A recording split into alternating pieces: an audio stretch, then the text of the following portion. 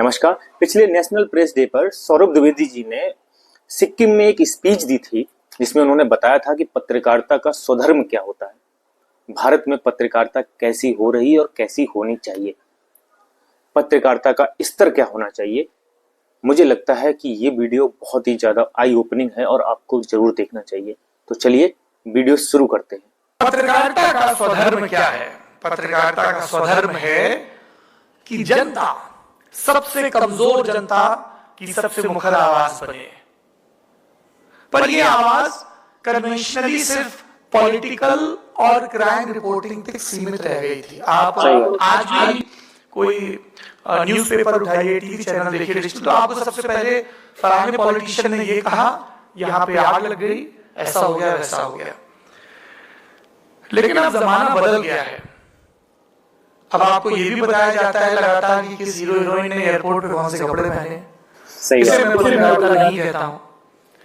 ये मनोरंजन हो सकता है, इट्स गुड टू नो कि आजकल फैशन क्या चल रहा है, कौन से कॉर्ड सेट चल रहे हैं, कौन से गाने पे रीलें बन रही हैं, but this is not journalism.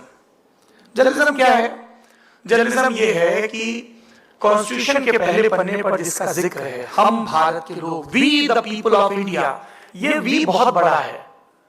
इस वी में केरला या तमिलनाडु में सुबह सवेरे अपनी बोट पर बैठकर मछली पकड़ने निकले वो मछुआरे शामिल हैं जिन्हें नहीं पता कि वो शाम को लौटेंगे या श्रीलंका की नेवी उन्हें पकड़ लेगी।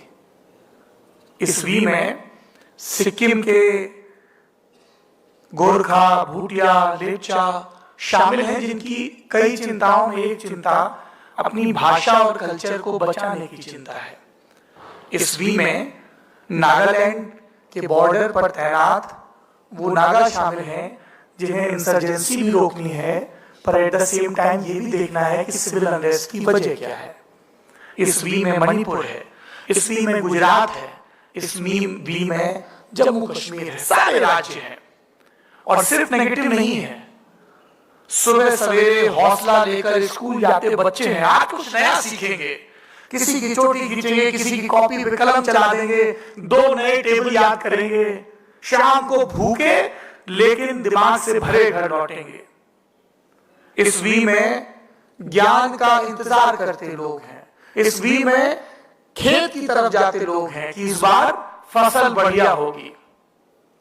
क्या पत्रकारिता इन सारे वी को कवर कर पा रही है? मेरा जवाब है कोशिश कर रही है। ये सब ज्यादा मुमकिन हुआ है डिजिटल की वजह से। अब डिजिटल की वजह से ये इसलिए मुमकिन हुआ है क्योंकि हम 24 घंटे के पार जा पाए। आप टीवी चैनल 24 घंटे चला सकते हो, प्रोग्रामिंग उसी के हिसाब से तय होगी, अखबार के पन्ने तय हैं। डिजिटल में ऐसा नहीं है।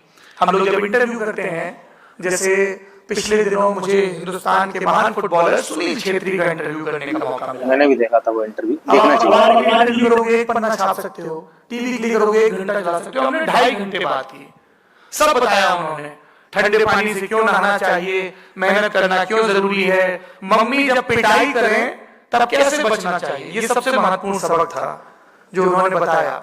उन्होंने बताया कि अगर मम्मी के हाथ में ऐसी छोटी चीज है जो फेंक के मारी जा सकती है तो उनके पास जाना चाहिए। रबड़ जैसी कोई लहराती चीज है तो पास जाना चाहिए, सॉरी फेंक के मारने वाली चीज है तो दूर भागना चाहिए।